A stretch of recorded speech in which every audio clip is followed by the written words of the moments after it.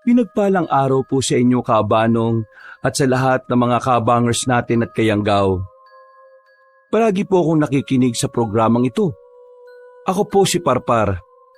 At ang ibabahagi ko pong kwento ay nangyari noong 2019. 25 years old pa lang ako noon. Pero kahit medyo matagal nang naganap yon, ay sariwa pa rin sa alaala ko ang lahat-lahat. Muli, ako si Parpar. Kabanong, mga kabangers at mga kayanggaw.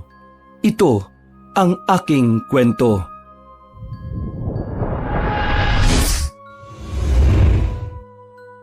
Bago nga pala magsimula ang ating kwento, sana'y mapindot nyo muna ang subscribe button at ang notification bell para lagi kayong nanonotify pag may bago tayong mga kwento. At huwag nyo rin kalilimutan mag-like at comment. Napakalaking tulong po ito sa ating channel para mas makapagatid pa kami sa inyo ng mga magaganda at mga nakakapangilabot na mga kwento. At ngayon, sa ating pagpapatuloy. Birthday ni Kovia nung araw na yon, ang isa sa mga kababata at kasamahan ko sa pagkukonstruction. Sa aming tatlong magkakaibigan, siya pa lang ang may asawa at isang anak. Maangas lang magsalita si Kovia, pero kung tutuusin, siya ang pinakamabait at matino sa amin ni Naisko. Kaya wala silang nagiging problema ng asawa niyang si Gracia. Dahil responsable siyang asawa. Sa totoo lang, Kabanong, ganito ang pangarap ko noon kapag nakapag-asawa na ako. Pagdating ko sa bahay ni Kovia, naabutan ko na si Isko sa loob ng bakuran. May ginagawa kasi kaming kubo roon para maging tambayan namin. Lalo na kapag may mga ganitong selebrasyon. Dahil abala sa pagbabasa ang kaibigan ko, kaya hindi niya ako napansin na pumasok. Mula sa likuran ay hinawakan ko siya sa magkabilang balikat sa kaginulat.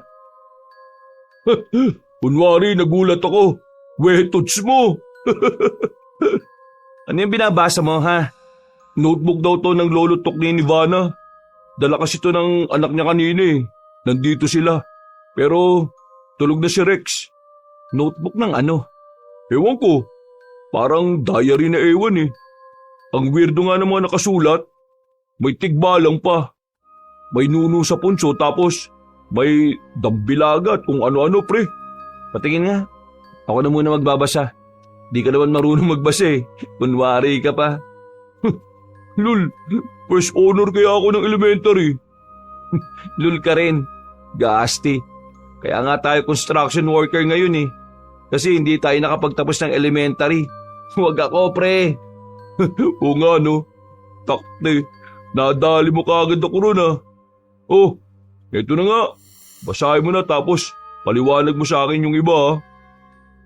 Pagkakuha ko sa lumang notebook, Kabanong, binasok ko kaagad ang pahinang tumambad sa akin. Nung una, medyo nalilito-lito rin ako dahil kakaiba ang ilang salita. Para siyang narinig ko na sa Latin pero hindi rin ako sigurado. Meron pang ang mga simbolo. Tapos meron din mga drawing katulad nung sa tikbalang at mga nuno sa punso, saka kung ano-ano pa. Paglipat ko sa pinakadulo, nabasa ko ang iba't ibang uri ng aswang kaya nag-focus ako doon. Oh, di ka na nagsalita dyan pre. Ako naman pala di marunong magbasa eh. Yabang-yabang mo pa sa akin. Baliw. Siyempre, tinitingnan ko pa no. Maganda tong nasa bandang dulo eh oh. Mga iba't ibang klase ng aswang. Talaga? May iba't ibang uri pala ng aswang? Oo naman. Di ba nga, may manananggal, may tik-tik, tapos may wakwak saka kapre. Anong kapre? Di naman aswang yung kapre ah. Joke lang, gagi. O sige na. O anong sabi niya sa notebook ni Lolo Tokne pre? Mga kakaibang klase ng aswang to pre. Pero ito yung mas nagustuhan ko. Pakinggan mo ha. O sige, sahin mo nga. Guwapang. Isang uri ng aswang na hindi mukhang aswang. Kabilang sila sa mga matatandang aswang na hindi kilala ng mga tao. Maihahalin tulad sila sa mga vampira pero katulad ng normal na tao ay kaya nilang makatagal sa sikat ng araw. Ano yan? Yung parang palabas ng mga vampira na nagkain laban? Ano pa? Teka muna, makinig ka nga muna pre. Oh, sige. Tuloy ang basa. Saan na ba ako? Ito. Makikilala sila dahil sa maputlang balat na makinis, malaartistahing pagmumuka at kung minsan hindi kontrolado ang pag-iba ng kulay ng mga mata nila.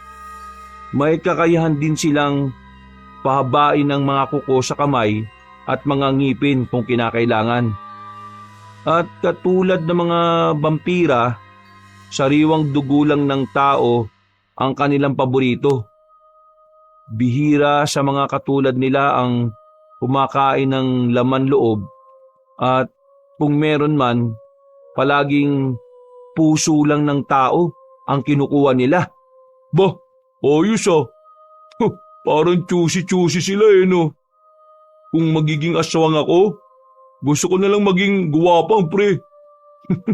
Sa itsura mong yan, di ka bagay maging guwapang. Dahil ang sabi rito, mala-artistahing pagmumuka. Dun pa lang ligwa ka na pre. Lul. Hoy, mga pre, Parpar, nandiyan ka na pala? Oy pre, happy birthday! Kararating-dating ko lang din. Ganun ba? Ano yung pinag-uusapan niyo dyan? Takti, nandiyan pala yung notebook ni Lolo Tokne. Akin na nga muna yan. Baka sa kababasa nyo yan maging albularyo na rin kayo ha. Oo nga kakaiba talaga yung lolo ng asawa mo pre Ganun talaga. Tara na, magtangin na tayo. Lalabas ko lang yung mga pagkain tapos magtimpla na tayo ng gin bulag. O sige pre, pero babalik pala ako Magbabayad lang ako sa tindahan ni Ate Maye. Baka hindi na ako makautang dun kapag hindi ako nagbayad. O bayad mo na rin kami sa utang namin. Nek-nek nyo. Sigurado mong babalik ka ha? Oo naman. Gaya mo naman ako sa inyo na Indianero. O sige na, para makabalik agad ako. Nagmadali na nga muna akong pumunta sa tindahan ni Ate Maye. At nang pabalik na ako sa bahay ni Kovia, napalingon ako sa karinderyang nasa dulong bahagi ng iskinita.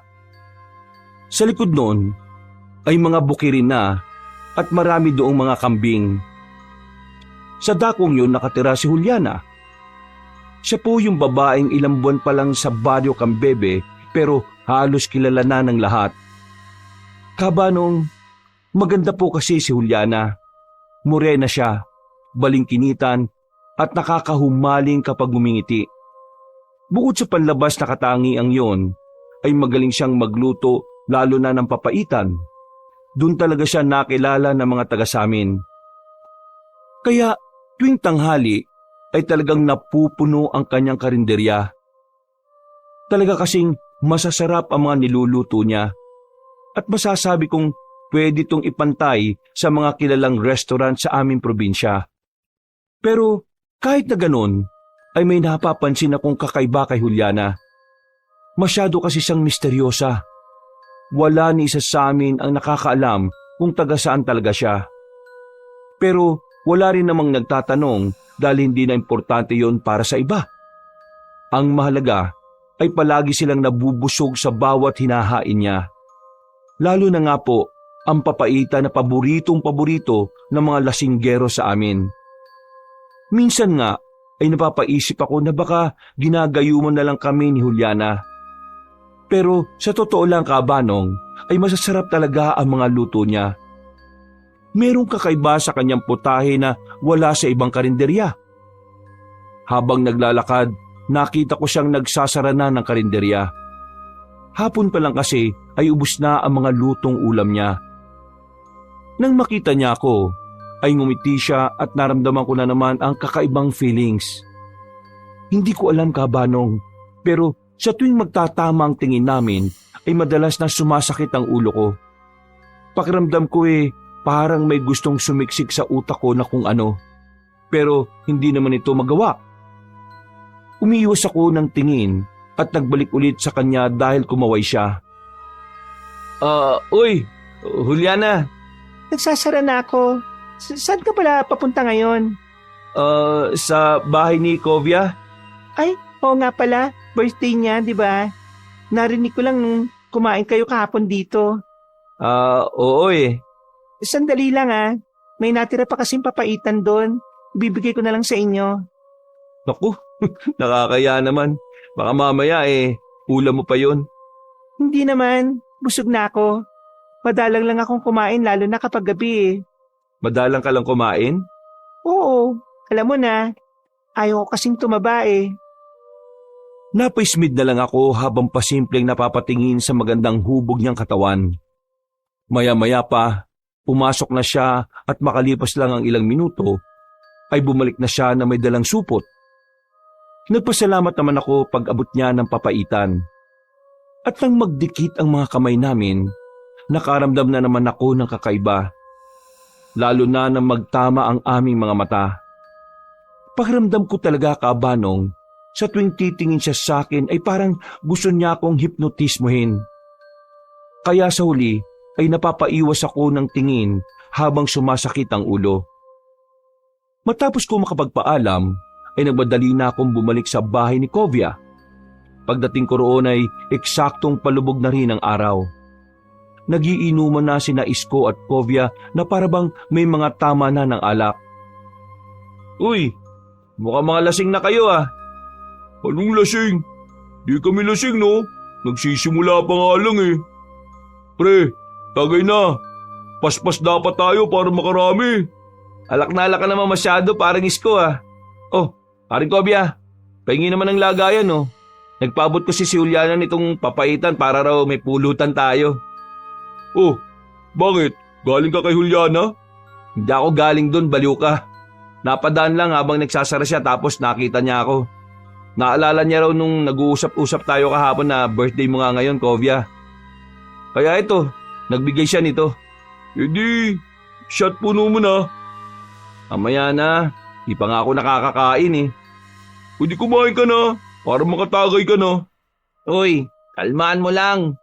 Kalulubog pa lang ng araw Nagmumukha ka na kagad hulas niyan. Wala nang kalma-kalma mga pre. Lagukin mo na kagad tong shot mo, parpar. Madaling-madali ka naman masyado, pre. Mauubusan na ng alak yan. Para kang pamilyado Kaya nga, wala naman maghahanap sa'yo kahit di ka naman umuwi sa inyo Mga ugag, kapag sinagot ako ni Juliana, huyo talaga kayo sa aking dalawa. Pagkadinig namin ni Kovia na sinabi yon ni Isko ay nakatinginan kami. Sabay din kaming napabaling sa maitim kong kaibigan. At pagkalawon ay sabay din kaming humalakhak. Umalingaw-ngaw pa nga ang ingay naming hindi lang sa buong kubo kundi hanggang sa buong bakuran. Si Kovia ay napahawak sa tiyan dahil sa kakatawa habang ako naman ay halos naglupasay na sa upuan. Pero natigilan din kami nang muling bumoses si Isko at sa pagkakataong yon ay talagang seryoso na siya. Tawang-tawa pa kayo Tingnan nyo sa mga darating na araw. Ayaw ko pa sana itong sabihin kasi ang usapan namin ni Juliana, sikreto lang muna naming dalawa to. Anong sikreto naman yan? Yung pangliligaw ko sa kanya. Paniwalaan nyo man o hindi, totoong nililigawan ko siya. Cross my heart, double-double. Kahit mamatay pa buong pamilya ko. Totoo nga? Totoo nga. Hindi to usapang lasing mga pre. Dahil low-key lang kami. Toots, seryoso ba yan? Si Juliana, nagpapaligaw sa'yo? Oo nga. Nililigawan ko nga siya. Kahit itanong niyo pa sa kanya. Pero huwag niyo muna pala itong itanong kasi gagalit yun. Sabi niya kasi sikreto lang namin Baka kaya ayaw mong ipatanong kasi hindi naman totoo. Kapag tinanong namin sa kanya, baka mapaya ka lang. Bahala kayo. Kung ayaw niyo maniwala. Basta, totoo sinasabi ko. Tagay mo na nga yan, habang kumakain pa yung si Parpar. Napapailing na lang ako habang nag-aasara ng dalawa, Kabanong. Pero Sa kabilang banda ng isip ko, napapatanong din ako kung totoo nga ba ang sinasabi ni Isko. Naalala ko kasi nung nakaraang 3 linggo, bago makitang patay yung adik na si Rafi, ganyan-ganyan din ang sinasabi niya sa mga taga sa amin, na nililigawan niya ng pasikreto si Juliana. Tapos yun, makalipas lang ang ilang araw, ay natagpuan na lang siyang patay dun sa kalsada sa main road papuntang bayan.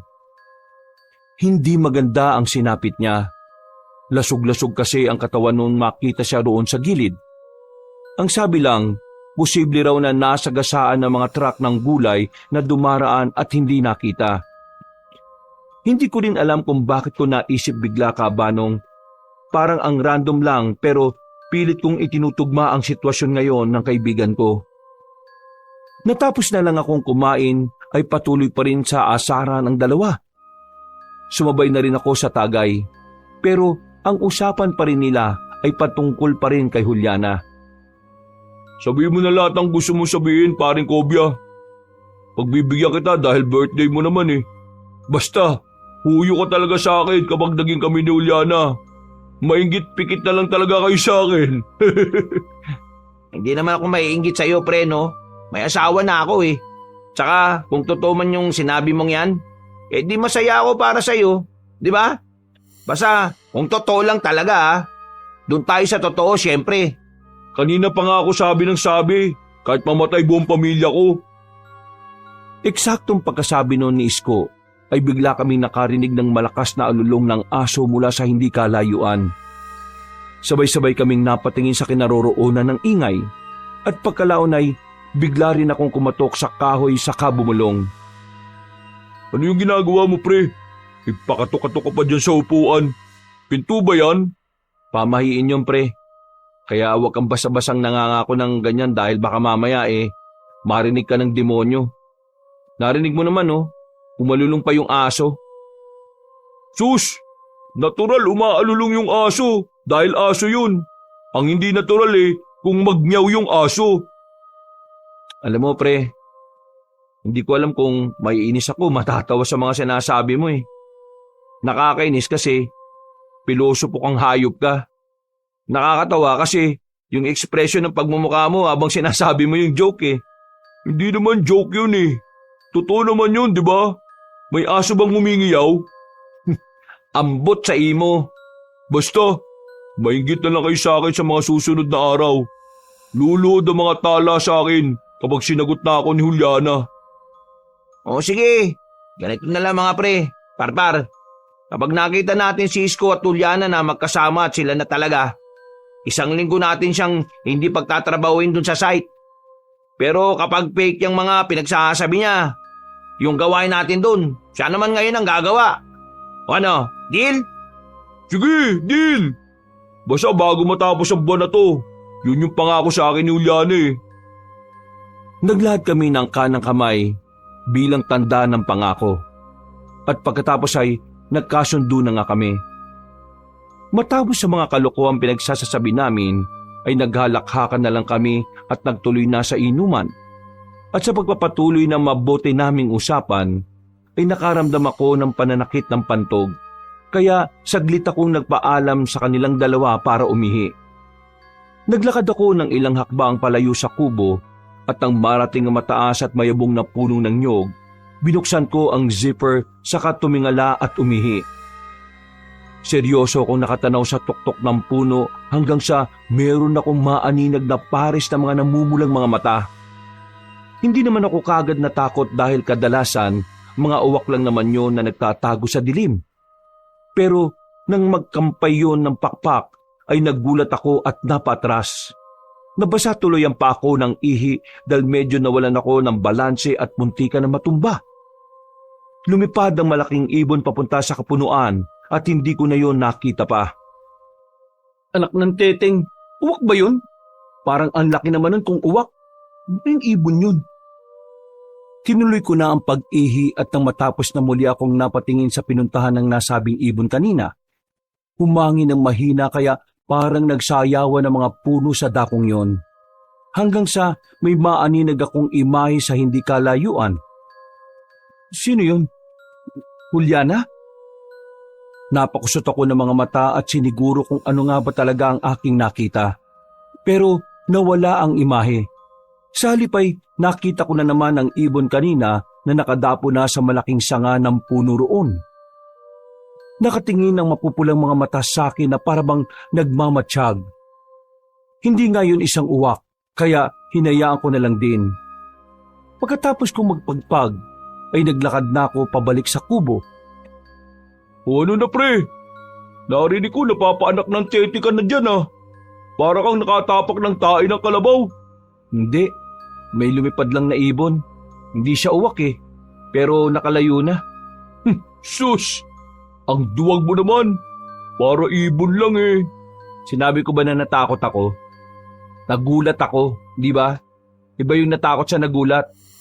Kahit kailan ka talaga. Shot na nga. Yan ang maganda mong sinabi. Shot na.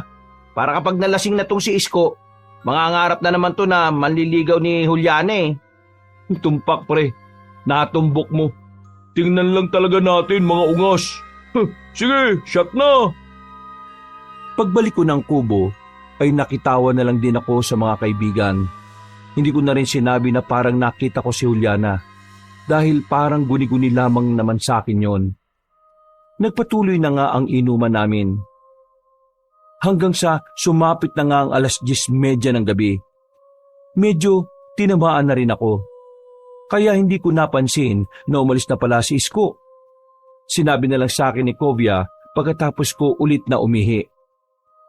Dahil tuloy doon, ay na-focus na rin ang usapan patungkol sa kaibigan namin. Kilala kasi namin si Isko, lalo na kapag nai-inlove siya. Nung huling naging girlfriend niya, niloko lang siya at ginatasan. Kamunti ka na nga siyang magpakamatay noon. Kundi lang namin in-encourage at syempre sa tulong rin ng mga kapamilya niya. Are, sana talaga totoo yung sinabi ni Isko, no? Para kung sila man ang magkatuluyan ni Juliana, at least, masaya tayo para sa kanila. Oo pre. Kaso, too good to be true eh. Hindi naman sa pangano ah. Masyado maganda si Juliana para kay Isko. Hindi tayo sure kung papatulan siya nun. Hanggang pantasya na lang siya roon.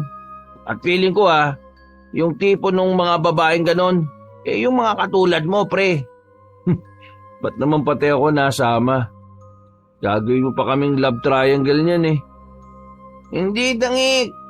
Pwera biro. Sa tuwing kumakain tayo ron, napapansin ko na malagkit ang tingin sa'yo ni Juliana eh. Talagang pati yun, napapansin mo pa ah. Siguro, lagi mo rin siyang tinitingnan. Aminado naman ako ron. Sinabi ko na rin yun kay Vanna. Kahit nga yung asawa ko, gandang-ganda kay Juliana eh. Pero, balik tayo sa'yo. Promise. Sa tuwing kumakain tayo ron, wala talagang oras na hindi ka pinagmamasdan nun. Sabagay, sa ating magtotropa, ikaw naman kasi talaga ang pinakamalakas ang sex appeal eh. Kaya ako sa'yo, ligawan mo na yun si Juliana. Paano kung totoo yung sinasabi ni Isko na nanliligaw siya ron ng palihim? Di, may the best man win. Saka, no hurt feelings naman yun. Matagal tayo magkakaibigan eh. Makababata pa nga eh. Alam naman ni Isko sa sarili niya na kaibangan yung mga sinasabi niya. Ikaw talaga ang mas may chance. Bakit kasi ayaw pang manligaw eh? Hindi ko nga rin alam pre. Basta, hindi pa talaga pumapasok sa isip ko yung mga bagay na yan. Tuts, baka naman hindi talaga babaeng hilig mo Nahiya ka lang sabihin sa amin Gag. Kung ano man ang nasa puso mo pre, suportahan ka namin ni Isko. Basta wag mo lang kaming tataluhin Sira ulo. Di ako bakla no. Sadyang wala pa talaga sa isip ko yan. Alam mo naman sitwasyon namin sa bahay, di ba? Pareho may sakit si Nanay Yayong at si Tatay Paeng. Tapos, nag-aaral pa yung bunso kong kapatid, si Rafa. Kaya ako lang naman na nagtatrabaho sa amin eh. Hindi na nga ako nakapagtapos ng elementary, di ba? Biro lang. Alam ko naman yun eh. Pero malay natin, baka si Juliana na yung daan para sa pag-asenso mo, di ba? Sira ulo mo talaga. Ginawa mo pang sugar mama itong si Juliana. Oy, bakit? Hindi naman nakakalayo edad nyo ah. Parang sa pagkakalam ko, 30 na yata yun, sabi ni Ate Mai. Age doesn't matter naman, pre. Kaya kung ako sa'yo, ikaw na ako naman ligaw doon. Ay nako, shot mo na nga to. Tapos, ako na yung last shot. Pagka-shot namin pareho ng alak, ay nagpasya na rin kaming mag-uwian. Lumabas na rin kasi ng bahay si Vanna. Umiyak kasi ang anak nilang si Rex. Dahil dito, tumulong na ako sa pagliligpit ng pinag-inuman namin. Pagkalaon ay nagpaalam at nagpasalamat na ako sa mag-asawa. May pasok pa rin kasi kami bukas. Magkakasama kaming 3 doon sa bahay bakasyon ang ginagawa na malapit lang din sa bukid at sa karinderya ni Juliana. Bago maghiwalay ng landas, ay eksakto na nakarinig kami ng malakas na alulong. Katulad nung kaninang hindi pa malalim-lalim ang gabi. Pare, mag-ingat ka sa pag-uwi mo ha. Oo pare, kita na lang tayo bukas ha. Diretso uwi ha. Mamaya yung alulong mo nang marinig ko. Oo gag. Sige na, dyan na kayo. Salamat din Vanna ha. Naglakad na ako palayo at nang palikunan sa daan ng papunta sa amin. Sa kaliwa ng papuntang bukid, nakarinig na naman ako ng makakasunod na alulong ng aso. Kabanong, hindi ko rin alam kung bakit pero ramdam na ramdam ko ang pagtayo ng mga balahibo ko sa braso ko at sa batok. Hindi naman ako matatakotin pero nung oras na yon, nang mawala ang alulong, pakiwari ko ay may nakatingin na sa akin mula sa kung saan. Hindi ko yun masyadong pinansin pero maya-maya lang din ay parabang meron ng sumusunod sa akin. Nadidinig ko ang mabigat na yabag niya sa likuran pero hindi ako lumilingon doon. Natatakot kasi ako na baka meron akong makitang kung ano. Tumakbo na lang ako palayo pero narinig kong sumusunod ang mabibigat na yabag. Dito na nagsimulang umusbong ang takot sa aking dibdib. Pakiramdam ko ay nawala ang tama ng alak kaya pinagpawisan ako ng husto. Hindi dahil sa pagtakbo kundi dahil sa kabang nararamdaman. Totoo ba ito?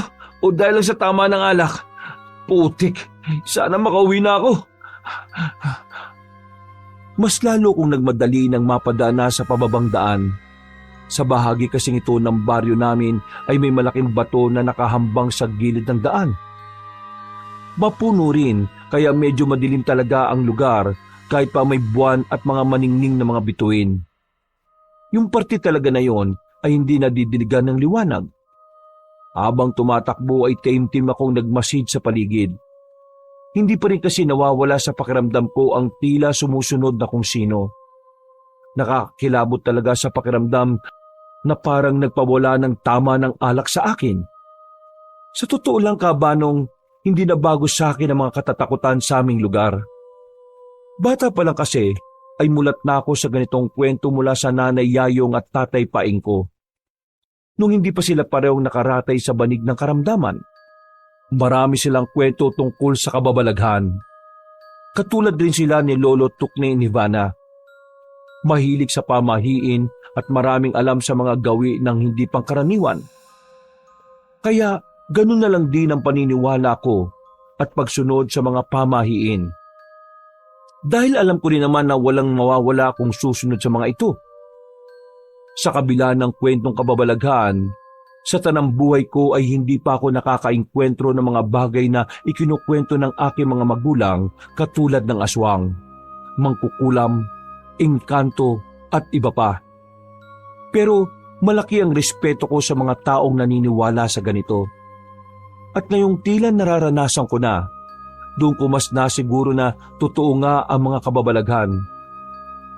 Nang nasa gitna na ako ng nasabing daan, mas lalo kong narinig ang mabibigat na yabag. Hindi pa rin ako lumingon sa likod dahil ayaw ko makakita ng ikagugulat ko at ikatatakot. At sa pangatlong pagkakataon ay naulit na naman ang pag-alulong ng aso ng ilang ulit. Napakaripas na talaga ako ng takbo. Alam ko rin sa sarili ko na wala na ang tama ng alak kaya mas ramdam ko na ang takot. Nakakarinig na rin kasi ako ng pagaralgal na tinig na tila papalapit ng papalapit sa akin. Nang tumigil ang alulong ng mga aso, ay bigla namang humangin ng malakas dahilan para mapatingin ako sa itaas. Kitang-kita ko ang pagsayaw ng mga dahon ng puno pati na rin ang sinag ng buwan na parang nagpupumilit pumasok sa dakong dinadaanan ko.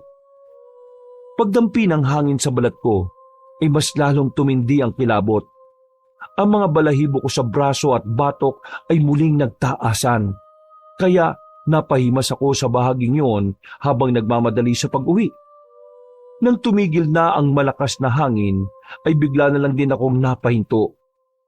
Nawala na kasi ang mabibigat na yabag sa likuran. Napalingon ako roon ng pasimple at takaynga ng maluwag nang wala akong makita.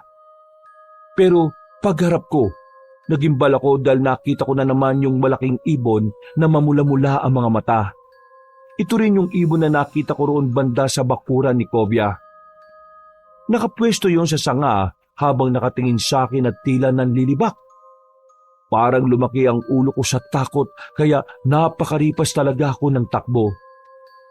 Sa sobrang taranta ko ay kamuntikan pa akong madapa. Mabuti na lang ay mabilis din akong nakapagbalanse ng sarili. Kaya nagpatuloy na lang ako sa pagtakbo ng matulin. Ibon ba talaga yon? Bakit parang sinusundan ako nun?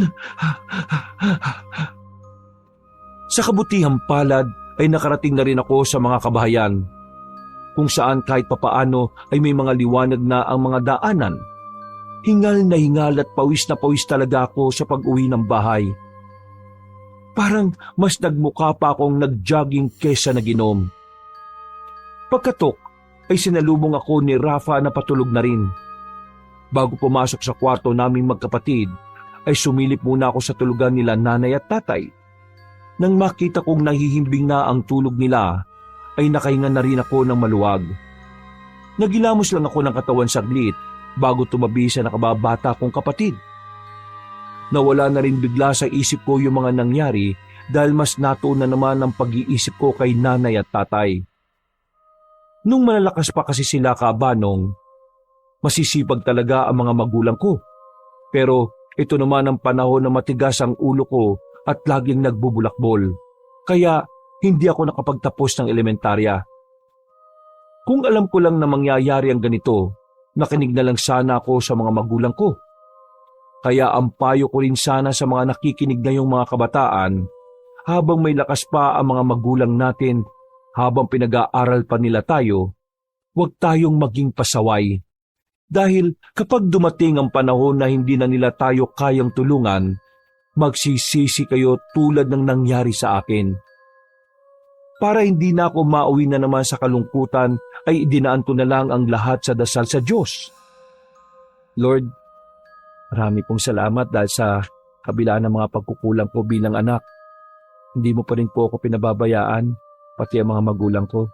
Ang dasal ko lang po sana ay proteksyonan niyo po sila at tumaba pang kanilang mga buhay. Hindi po ako nawawala ng pag-asa na gagaling ulit ang nanay at ang tatay ko. Kayo na po palagi ang bahala sa pamilya namin. Sa ngalan ng Diyos Ama, ng Diyos Anak, at ng Diyos Espiritu Santo. Amen. Matapos ang taimtim na panalangin ay nakatulog na nga ako na mahimbing. Dahil na rin sa matinding tama ng alak at sa matinding pagod sa pagtakbo ko kanina. Kinabukasan ay isang nakakagulat na masamang balita ang sumalubong sa akin. Pagpunta ko sa construction site, parehong naroon sina Isko, Kovya at ang iba pa naming kasamahan. Kinakausap sila ng may-ari ng ginagawa naming vacation house. Sinabi nga sa amin na 2 linggo kaming mawawalan ng pasok dahil nagkaroon ng aberya sa mga materyales. Nung araw na yon ang huling pasok namin at ibibigay na rin ang sahod sa amin. Hindi magandang balita ito para sa akin dahil hindi talaga ako po pwedeng mawala ng trabaho.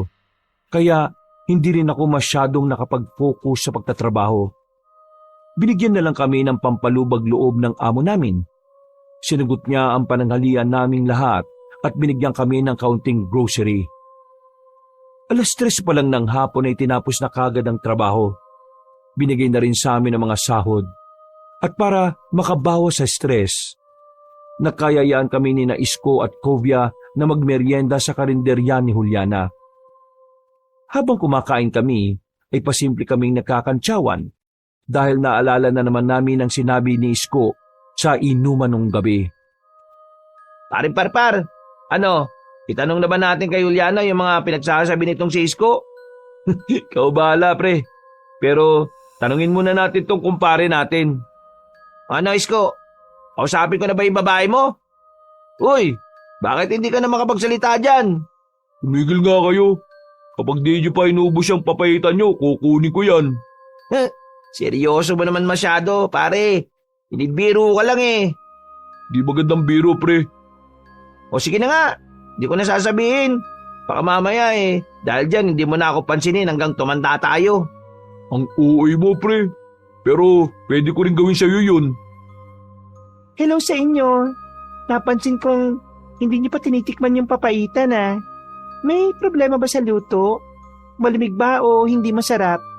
Medyo hindi ko kasi sigurado kung nalagyan ko ba yan ng pampalasa Hindi ko na rin kasi natikman kagad dahil dumagsa kagad yung tao. Hindi kami kagad nakapagsalita dahil nagulat talaga kami sa biglang pagsulpot ni Juliana. Nakatitigan na naman nga kami. Pero dahil tila sumakit na naman ang ulo ko, kaya ako umiwas ng tingin. Nahiya rin kasi ako kay Isko.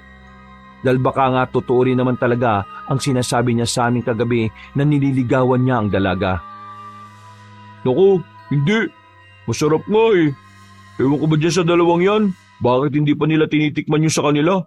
Sabi ko nga, kukunin ko na lang kung ayaw pa nilang kainin. Ay, ganun ba? Sabihin niyo lang sa akin kung iba ang lasa o malamig na Bibigyan ko na lang kayo ng bago. Naku, hindi na. Sigurado namang masarap tong luto mo eh. Huwag mong pagpapapansinin yung sinarap-rap at kobya.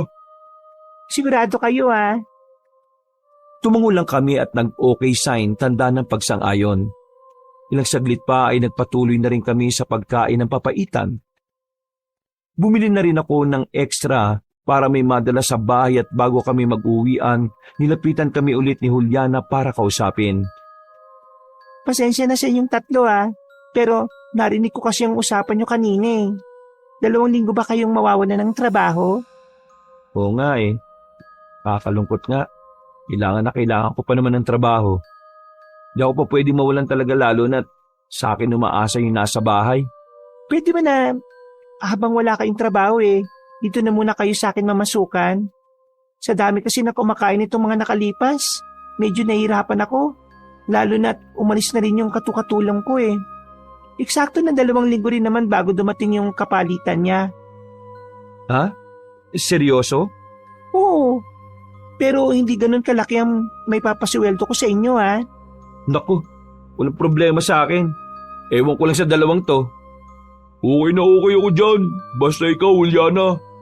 Ako rin, kesa sa walang work. Kailangan ko rin para sa mag-ina ko Wow, salamat sa inyo. Hindi ko inakala to. Kailan kami pwede magsimula?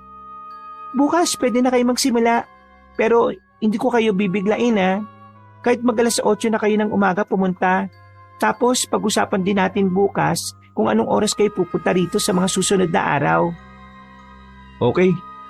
Salamat sa iyo Nang magkamay kami, ay nakaramdam na naman ako ng kakaibang puwersa. Pagkatapos ay muli na naman kaming nagkatitigan hanggang sa manakit na naman ng bahagya ang ulo ko. Mabuti na lang din ay umiksena si Isko kaya nagbitiw kami ng kamay at sila naman ang nag-shake hands. Dito ko nakita kaabanong ang tila pagbabago ng kulay ng mga mata ni Juliana. Mabilis yun pero sigurado kong nagbago.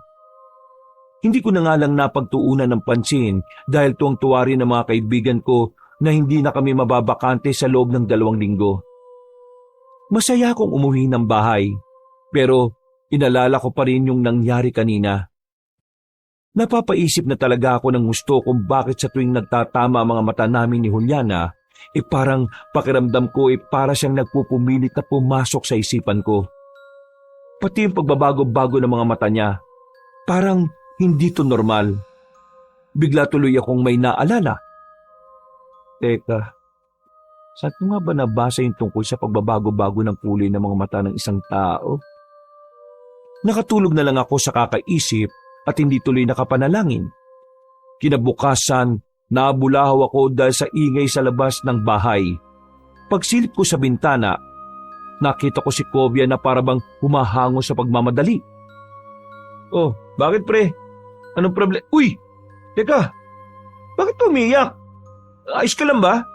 May nangyari ba sa inyo ni Vanna? Nag-away ba kayo? Hindi pre. O kung hindi, bakit ka umiyak dyan? Si Isko. O bakit? Anong nangyari kay Isko? Doon sa dulo ng bukid sa kabila. Malapit doon sa malaking bato na makulimlim na daan. O ano nga pre? Langya naman nakakataranta ka naman eh. Nakita siya roon. Patay! Para akong nabingi sa mga narinig ko, Kabanong. Bumagal ang paligid ko at para akong nahilo. Tinapik lang talaga ako ni Kovia na umiiyak pa rin. Pagkalaon ay sa kanya ako inaya na magpunta nga roon sa lugar kung saan sinasabing nakita ang bangkay ng kaibigan namin. Dali-dali kaming tumakbo at ang nasa malaking bato na kulimlim na daan na kami, marami ng mga tao na nakikiosyoso sa kung anong nangyari. Paglapit namin ay hindi kami makapaniwala sa aming nakita. Nandun na kasi ang mga magulang ni Isko. Pumapalaw sa pag-iyak nang makumpirma na anak nga nila ang natagpo ang patay sa dakong yon. Napayak na rin ako dahil sa hindi maipaliwanag na pakiramdam. Nang makalapit kami ni Kovia, mas nakita nga namin ang sinapit ng aming kaibigan. Hindi ko na madetalye dahil masyadong brutal ang nangyari sa kanya. Kabanong, binaboy talaga siya ng mamamatay tao. Sa sobrang gulat, habang tumatagas ang luha ko sa mga mata, ay napapatakip na lang ako ng bibig. Hindi kasi namin sukat akalain na mangyayari to sa kaibigan namin. Magkasama lang kami kahapon at nagbiburan pa kami. Dahil ngayong araw ang pagsisimula ng trabaho namin sa karinderya ni Juliana. Pare, si Isko ba talaga yan? Oo pre, si Isko talaga yan. Kilalang kilala ko yung simula ulo hanggang pa eh. Anak ng titing naman Paano nangyari to sa kanya? Sinong gagong halangang kaluluwa na gumawa nito sa kaibigan natin? Sapakin mo nga ako pre. Baka nananaginip lang ako. Totoo to pre. Wala na si Isko. Kahit ayaw kong maniwala, totoo talaga. Sa sobrang gigil ko ay napasigaw ako saka pinagsusuntok ang katawan ng punong nasa gilid. Pinigilan lang din ako ni Kovia dahil dumating na ang mga kinaukulan para kunin ang bangkay. Dahil sa nangyari ay hindi na muna kami nakapagtrabaho sa karinderya ni Juliana. Naintindihan din naman kami ng dalaga kaya bilang pakikisama sa pagdadalamhati ay nagsara na rin muna siya. Kahit marami ang naghahanap lalo na sa papaitan niyang pinakamabenta. Habang hinihintay namin mula sa morgue ang mag-iimbalsa ng katawan ni Isko, tumambay muna kami sa bahay ni Kovia. Sa kubo na palagi namin pinupwestuhan para pag-usapan ang nangyari. Walang nagsasalita sa aming dalawa. Nakatenga lang din ang alak sa mesa dahil tila wala rin gustong gumalaw nito. Pumakita ko at muling inisip ang mga pangyayari hanggang sa mapayak na naman ako. Narinig ko pa na napamura si Kovia habang nagpupunas din ng mga mata. Pare, sa palagay mo, sino gumawa nun sa kaibigan natin? Posibleng yung nababalita nung nakarambuan na mamamatay taong nangunguha ng laman loob. Walang niya. Hindi pa ba nahuhuli kung sinong tao na yun? Hanggang ngayon? Malamang hindi pa. Sana nga umaksyon na yung mga kinaukulan sa bayan eh. Sa totoo lang, nakakabahala na yun dahil hindi lang naman isa ang nadali eh. Kundi parang marami na rin yata. Ay, oo. Saan ba kasi nagpunta kagabi si Isko eh? Uli tayo magkakasama dun sa karinderya ni Juliana, di ba? Hapon pa yun, saka maaraw pa. Hindi na kasi ako lumabas dun pagkatapos dahil nasikaso ko sila nanay at tatay eh. Umalis kasi yung kapatid ko. Yun nga pre, tinanong ko kanina yung nanay ni Isko. Lumabas daw ng gabi dahil may kikitain babae. Ang sabi, babalik din daw kaagad. Tapos, yun na nga. Pagsapit ng umaga, akala nila nakauwi na at natutulog lang. Kung di pa nila nalaman yung balita, hindi rin nila malalamang hindi pala umuwi si Isko eh. May kikitain siyang babae. Sino naman? Hindi ko rin alam. Ang sabi nga sa akin, palagi na raw ginagawa yun ni Isko kaya nasanay na yung mga tao sa kanila. Hindi kaya pare si Juliana yung sinasabing kikitain niya? Yun nga rin ang naiisip ko eh. Bakit hindi kaya natin tanungin mismo si Juliana? Oo nga pre, pero bukas na natin siya tanungin. Total, papasok rin naman tayo doon bukas eh. Oo nga. Tara, uminom na muna tayo para mabawasan tong bigat na nararamdaman natin. Ay nako, di ako sanay ng ganito. Pero wala na tayong magagawa dahil patay na talaga yung kaibigan natin eh. Hindi na ako umimik. Kinuha ko na lang bigla ang alak at tinungga ko ito. Tumigil lang ako nang inagaw na ni Kovy ang bote at siya naman ang tumungga. Nagsalitang kami hanggang sa malasing pareho. Nang medyo hilo-hilo na rin, habang nagkakaiyakan ay nagpaalam na akong umuwi. Kay Vanna na lang ako nagsabi dahil nakatulog na si Kovya sa kakaiyak. Madilim na ang paligid habang tinatahak ko ang daan pauwi ng bahay. Napadaan na naman ako roon sa malaking bato na liblib na daan. Nang makita ko may nakatirik na kandila sa gilid kung saan nakita ang bangkay ni Isko, ay huminto ako saglit. Umiyak na naman ako dahil sa sama ng kalooban. Sadyang hindi ko pa rin kasi matanggap na namatay na lang ng ganun-ganun na lang ang kaibigan namin. Sa nakita kong itsura ng bangkay nung umagang yon, nasisiguro kong nahirapan ng gusto si Isko bago mamatay. Tumigil lang ako sa pag-iyak na makarinig ako ng pagaspas ng ibon. Kasabay nito ay may kalakasang bugso ng hangin. Pagtingala ay nakita ko na naman ang misteryosong ibon na nakita ko nung nakaraan. Nagpunas ako ng luha at sinundan ko yun ng tingin hanggang sa dumapo sa matabang sanga ng isang puno. Nangislap na naman ang mga mata nitong namumula kabanong, pero sa pagkakataong yon ay hindi ako nakaramdam ng kahit na anong takot. Mas matimbang kasi ngayon ang bigat sa puso ko. Ikaw na namang ibong ka? Bakit ka ba sunod ng sunod sa akin, ha? Lang niya. Malis ka nga! Kumuha ko ng bato at hinagisan ito. Pero hindi ito natinag. Sa gulat ko ay lumipad pa yun at lumapag sa harapan ko. Sisipain ko na sana dahil sa inis pero mas nagimbal ako nang mapagtanto na halos kasing laki ko na pala bigla ang nasabing hayop. Anak ng putsch! Paano ka naging kasing laki ko? Dahil hindi naman ako ordinaryong ibon lang. Nanlaki ang mga mata ko nang marinig ko na ito na nagsalita. At sa isang iglap ay bigla na lang gumapang ang matinding kilabot sa aking katauhan. Nakaramdam ako ng kaparehong pakiramdam sa tuwing magtatama ang tingin namin ni Juliana. Dahil dito ay biglang bumaba ang tama sa akin ng alak. Napatras ako ng dahan-dahan habang nakatingin sa nasabing ibon. Na unti-unti nang nagpapalit ng anyo.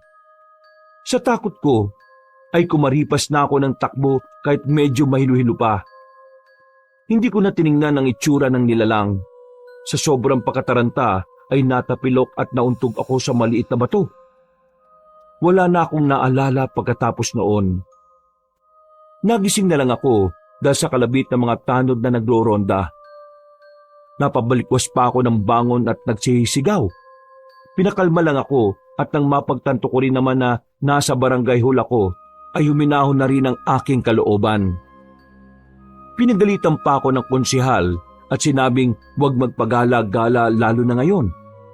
Hinatid na rin ako sa amin kaya nakapagpahinga na rin talaga ako. Kinabukasan, masakit man sa ulo ay pumasok na rin kami pareho ni Kovya sa karinderya. Nakakahiya na rin kasi kay Juliana. Lalo na nangako kami kahapon. Alam niya ang pinagdaraanan naming dalawa kaya hindi niya kami masyadong inutos-utusan sa maraming bagay. Pero nagsagad talaga kami sa pagtatrabaho dahil pareho pa rin naming naiisip ang sinapit ni Isko. Para mabawasan ang pag-iisip, kailangan maging focus kami sa pagtatrabaho. Maya-maya, pagkatapos ang pagdagsa ng mga tao, pasado 2:00 ng hapon ay nagpahinga na muna kami. Nagpaalam na muna si Kovya na uuwi habang ako ay nagpaiwan sa karinderya. Baka kasi dumagsana naman ang mga tao magmimerienda naman. Tahimik nung hapon na yon, Kabanong. Kaya naman naisipan kong puntahan si Juliana sa kusina para tanungin sana. Pero mas napabaling ang atensyon ko sa isang silid na malapit sa daan papunta sa likuran. Yung likuran ng bahay na tinutukoy ko ay katapat na sa malawak na bukirin. Bubuksan ko na sana ang silid na yon, pero narinig kong nag-ingay ang mga kambing sa likod. Dali-dali ako nagpunta roon at nakita ang babaeng hinahanap ko. Nandiyan ka pala, Juliana. Hinahanap kasi kita eh. Bakit? May customers ba? Baka naghahanap na naman yun ng papaitan. Bus pa naman na talaga. Bukas na kasi ulit ako magluluto dahil hindi ko nalaga yung isa pang laman loob kanina. Nandun pa yun sa freezer at sobrang tigas pa. Ganun ba? Wala pa namang mga bibili. Gusto ko lang talaga sana kitang tanungin tungkol kay Isko. Tungkol kay Isko? Oo eh. Paano ko ba sasabihin to? Teka nga, Alam ko na yung sasabihin mo tungkol sa kanya. alam mo na? Oo. Siguro sinabi niya sa inyo na nanliligaw siya sa akin. Oo eh. Pero totoo ba? Oo, totoo yun. Pero hindi ko naman sa pinapaasa siya. Sinabi ko naman sa kanya na susubukan ko pa rin yung panliligaw niya pero hindi ako nangangako na sasagutin siya. Pumayag naman siya. Sabi ko rin kasi may nagugustuhan na akong iba eh. May nagugustuhan kang iba? Taga dito sa atin? Oo, kaso mukhang malabo na magustuhan ako noon. Ganun ba? Natigil na ako dahil bigla na lang kasi siyang tumingin sa akin na makahulugan. At katulad ng dati, para na naman siyang pumapasok sa isipan ko at gusto kong kontrolin. Nilabanan ko yon kaya sumasakit na naman ang ulo ko at napaiwas na ako ng tingin.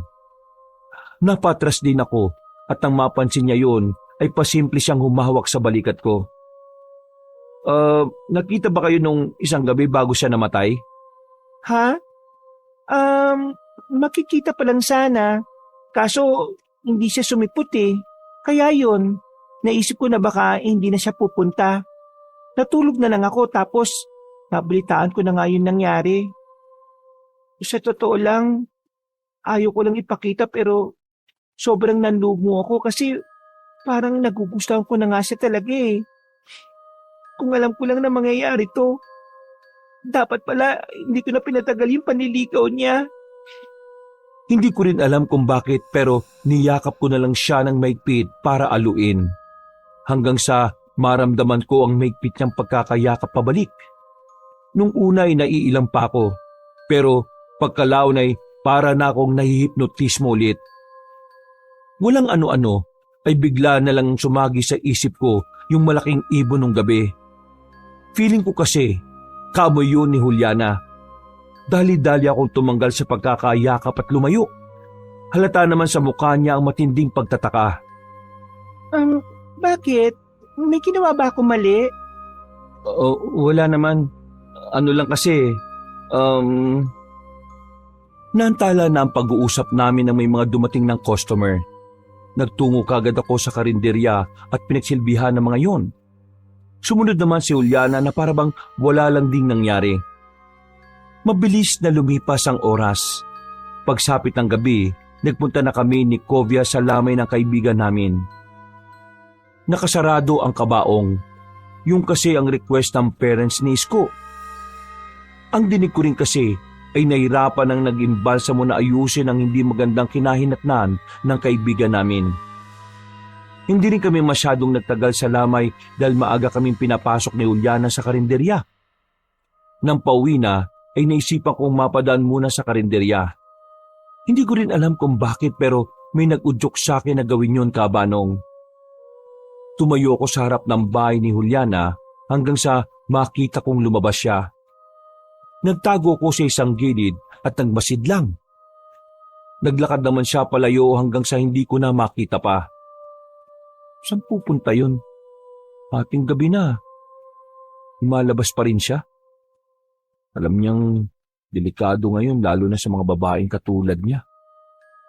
Susundan ko sana siya pero biglang humangin ng may kalakasan. Bigla akong nangilabot hanggang sa makarinig ako ng nakakatakot na pagaralgal na ungol ng kung anong hayop mula sa hindi kalayuan. Napatingin ako sa madilim na bukid na nasa likuran ng karinderya.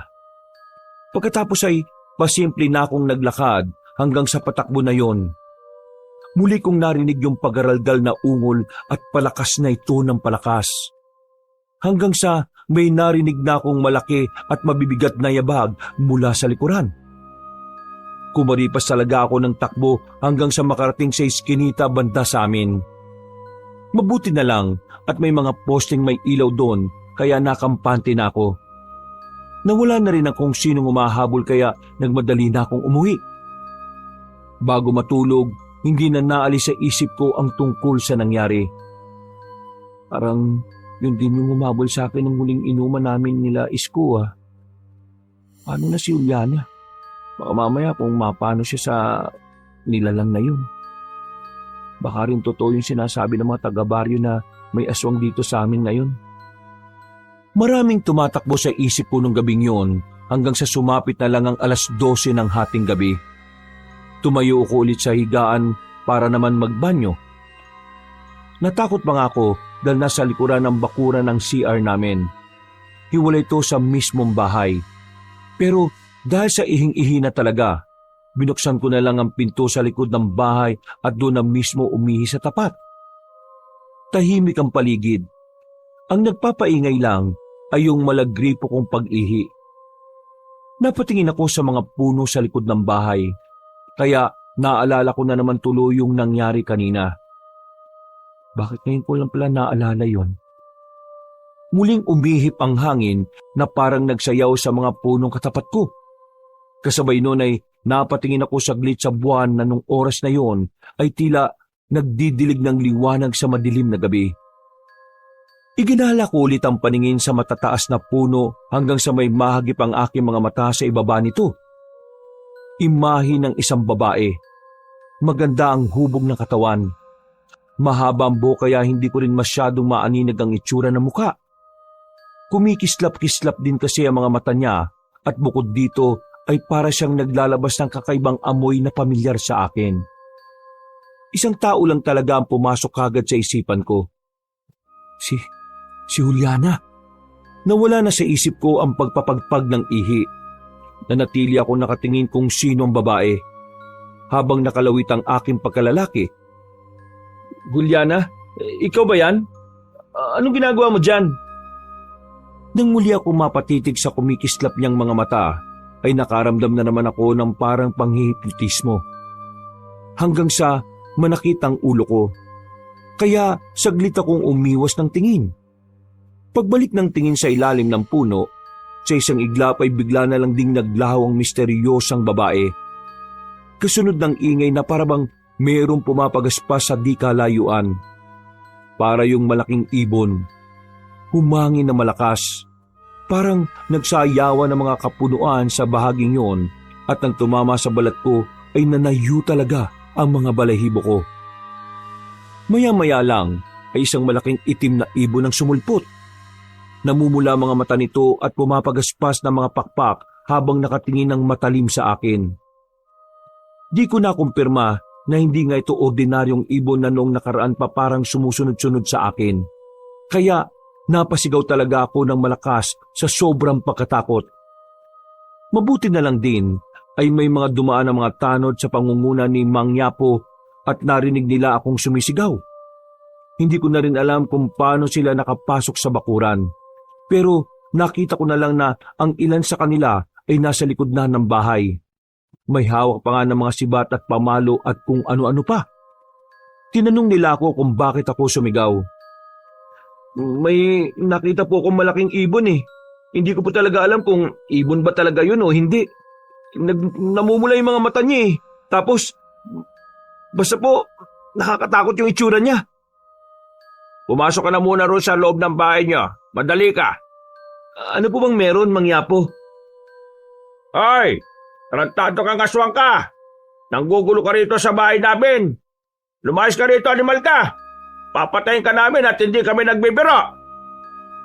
Dinig na dinig ko ang nakakakilabot na pag-angil ng nasabing nilalang, dahilan din tuloy para magising ang kapatid kong si Rafa. Nang magtanong yun sa akin, sinabi ko rin naman kaagad ang totoo. Mabuti na lang din ay hindi nagising ang mga magulang namin. Maya-maya pa nga ay nawala ng malakas na hangin at maingay na pagaspas ng pakpak na sinasabi nila Mangyapo na aswang. Nakahinga na kami pare-pareho ng maluwag dahil doon. Totoo ba yung aswang na yun, Mangyapo? Kung di ka pa rin naniniwala, nasa iyo na yon. Nung nakaraan pa namin napapansin na meron nga talagang gumagalang aswang dito sa atin.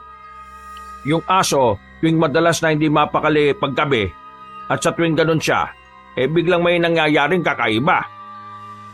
Ano pong ibig niyong sabihin kakaiba? Palagay ko yung pumatay kay Isko doon sa malaking batong lihim na daan hindi tao, kundi yung aswang na narito sa bakuran nyo kanina. Totoo po ba yung sinasabi niyo, Mangyapo? Nakita mo ba yung sinapit na kaibigan mo? Opo. Sa tingin mo, tao lang na wala sa katinuan ang gagawa ng ganon sa kanya? Hindi ko rin po alam eh. Walang normal na tao ang gagawa ng ganon. At kung di normal, isa lang ang ibig sabihin nun. Ano po? Aswang! Aswang ang gumawa nun! Napakapit sa braso ko si Rafa na halatang natakot sa mga narinig. Ako rin naman ay natakot pero hindi ko ipinalata dahil ayaw ko mapanghinaan ang kapatid ko. Lalo na dalawa lang kami na nag-aasikaso rito sa bahay. Wala namang magagawa mga magulang naming nakaratay sa banig ng karamdaman. Para hindi na kayo dalawin ng aswang na yon, palagi kayo magsusunog sa hapon ng mababahong bagay katulad ng goma. Tapos, ugaliin niyong maglagay ng asin sa mga bintana at pinto. Lalong higit sa lahat, magdasal kayo palagi at manalig. Huwag niyong ipakita ang takot dahil naamoy yan ng mga aswang. Sige po, salamat po. Basta, kung kailangan niyo ng tulong tawagin niyo lang kami ha. O sige na, matulog na kayo. Huwag kayong mag-alala dahil hindi na babalik yung aswang na yon. Sigurado ako ron. Katulad ng sinabi ng matandang Ginoong Tanod, pag-alis nila ay nakandado kagad ako ng pinto at naglagay ng mga asin-asin. Sinilip ko rin muna ang mga magulang ko sa kanilang kwarto bago matulog. Kinabukasan ay kagad nang lumaganap sa baryo ang balita. Sa karinderya ng papaitan ay nadidinig ko na sa karamihan ng customer ay yun ang usapan. May mga lumapit pa nga sa akin at nagtatanong tungkol doon. Tinatanguan ko lang dahil hindi ko rin naman talaga sigurado ang totoo. Nang matapos na ang trabaho namin sa tanghali, lumapit sa akin si Kovia. Sa sobrang busy kasi namin kanina, ngayon lang kami nakapag-usap. Pre, ito ba yung nabalitaan ko? May dumalaw na aswang sa inyo? Mabuting araw dumating sila Mangyapo, pati yung ibang tanod. Oo, pre. Ano ba yung nakita mo kagabi? Malaking ibon. Ang totoo niyan, pre, yung huling inuman natin nila Isko, nakita ko na yon. Para niya nga akong sinusundan eh. Talaga? Oo, hindi ko nga alam kung bakit. Baka pati yung aswang pre, napupugian sa'yo. Langya na yan oh. Iba talaga ang kaibigan ko. Kahit aswang napapahumaling sa kanya. Loko-loko. Ang sabi nga ni Mangyapo, posible raw na yun ang pumatay kay Isko. Talaga? Pero sa bagay, kung titingnan yung nangyari sa kaibigan natin, matindi talaga Yun nga rin yung sinabi ni Lolo Tokne. Kagabi, nagpunta sa bahay para lang magbigay ng pangontra sa aswang. Usapang aswang kayo dyan? Juliana, ikaw pala. Kaninang umaga ko pa naririnig sa mga customer natin dito yung tungkol dyan Hindi lang kita matanong kasi pare-pareho tayong busy kanina. Oo nga Totoo ba na nakakita ka ng aswang? Anong itsura?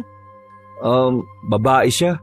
Pero hindi ko mamukhaan kasi yung kislap ng mga mata niya kakaiba Baka naman kahawi ko yan Aaminin ko nung sinabi yon ni Juliana ay bigla ko ngang naisip na siya talaga yon. Hindi ko nalang binanggit at pakunwari na lang akong ngumiti. Pero umandar na naman ang kalungkutan ng isip ko. Masyado ka namang seryoso dyan, Parpar. Siya nga pala, meron pa akong natitirang papaitan dun sa kusina. Kaya magdala kayo. Lalo na ikaw, Parpar. May sakit pa naman pareho yung mga parents mo. Ha? Paano mo nalaman na may sakit ang mga magulang ko? Wala naman ako masyadong pinagsasabihan ng tungkol dyan Ito naman, matagal na rin naman ako rito sa baryo. Siyempre, may alam na ako kahit papano sa mga taga rito. Saka, dapat lang naalamin ko kahit papano yung mga kasama ko rito sa karinderya. Para kahit papano, makatulong ako sa inyo. Basta, lagi mong dala ng papaitan ng mga parents mo Makakatulong yun sa kanila.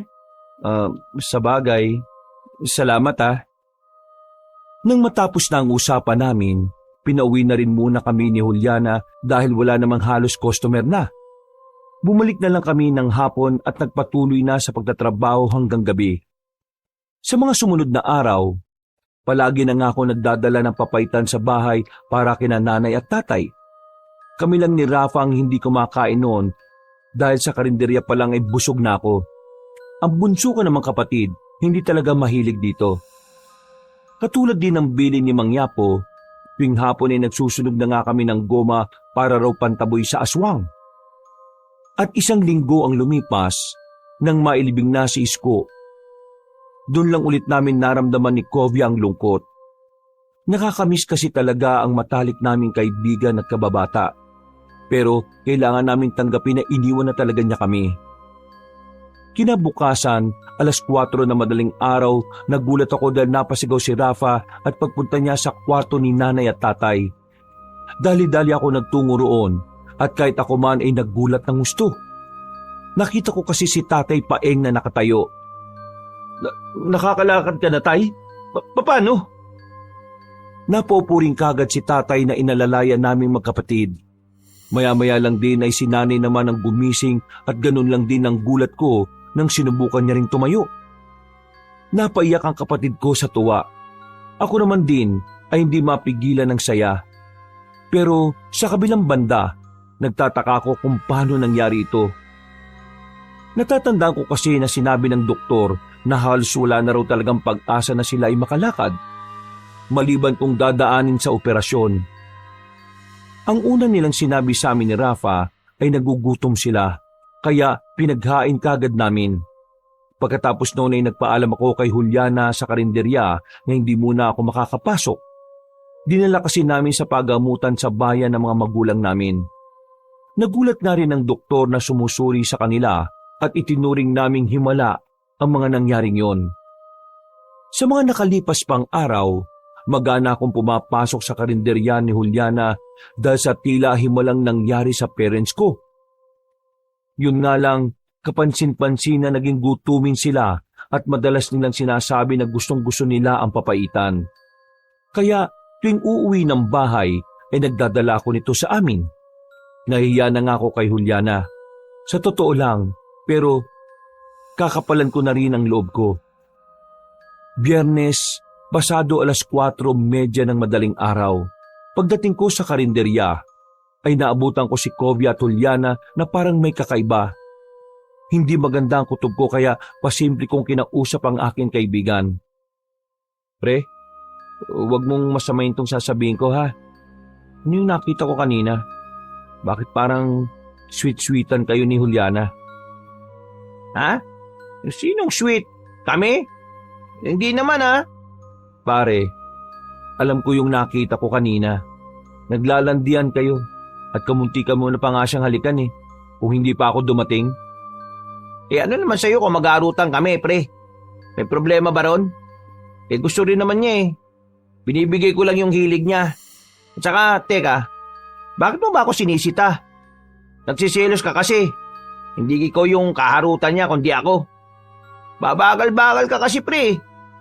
Uy, Kovia, naririnig mo ba yung sarili mo, pre? Wala akong pakialam kung magharutan kayo ng magharutan ni Juliana. Pero may asawa kang tao, huy. Huwag kang tanga. Ano? Anong ano? Umayos ka nga. Ano ba yung sinasabi mo, pre? Hindi na ako nakasagot pa. Unti-unti na kasing nagdatingan ng mga customers. Pero nagtaka rin ako sa biglang inasal ng kaibigan ko. Para siyang biglang bumalik sa wisyo kumpara kanina. Habang nagtatrabaho kami, panay ang lingon ko kay Kovia. Sa katunayan, palitan ang tingin ko sa kanila ni Juliana. Hindi ko rin maintindihan ang sarili ko pero nagsisimula na akong kutuban sa mga ikinikilos ng dalaga. Ilang saglit pa nga'y muli akong napabaling kung nasaan ang tindera ng papaitan. Dito ko napansing nakatingin din pala siya sa akin ng makahulugan. Pasimple pa nga siyang ngumiti at biglang kumindat.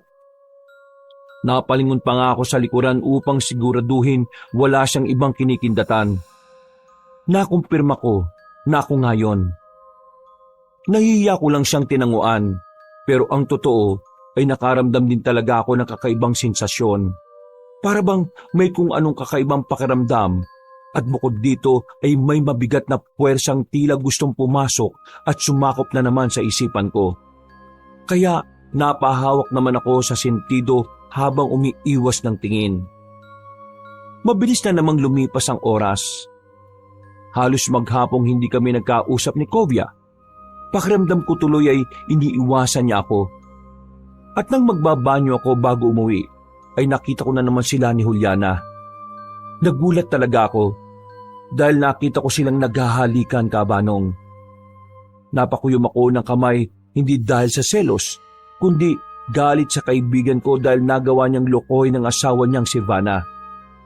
Umalis kagad ako sa lugar para hindi ako makagawa ng hakbang na pagsisisihan ko rin sa huli. Nag-isip-isip ako hanggang sa maabutan ko na lang ang sarili ko na nasa tapat na ng bahay ni Kovia. Sabihin ko na ba kay Vanna yung nakita ko? O hayaan ko na lang? Pagpapanggap na lang akong walang nakita. Ay, hirap naman ito. Langya ka kasi Kovia eh. Bakit ka biglang nagkakaganyan? Di ka naman ganyan ah. Nakakainis. Natigilan ako at tatakbo na sana ako palayo. Pero nakita na ako ni Vanna. Hindi ko na rin tuloy nagawang makalis dahil napansin niya rin at tila hindi ako mapakali. Matagal-tagal na rin kami magkakilala at nahuli na rin nga ni Vanna kung may pinoproblema ako. Hanggang hindi na rin ako nagpaligoy-ligoy pa. Vanna, huwag ka mabibigla ah. Kilala mo si Juliana, di ba? Yung tindera ng sikat na papaitan kung saan kami nagtatrabaho ngayon. Nakita ko kasi sila ni Kovia eh. Naghahalikan sila kanina. Ayaw ko sana sa akin manggaling to pero alam kong hindi ako patutulugin ng konsensya ko kapag tinago ko to eh. Ayaw ko rin na lumala pa kaya sinabi ko na sayo. Sa kabila ng mga sinabi kong yon, nanatili namang kalmado si Vanna. Nagpasalamat din siya at nagsabi na siya na ang bahalang kumausap kay Kovia. Nag-open din nga siya na nitong mga nakalipas na araw, palagi raw na nag-i-sleepwalk ang kanyang asawa. Madalas din daw na parang may nakamasid sa kanila. Ito ang dahilan kaya siya humingi ng pangontra kay Lolo Tokne. Kaya nawala ang ganong klase ng pangyayari.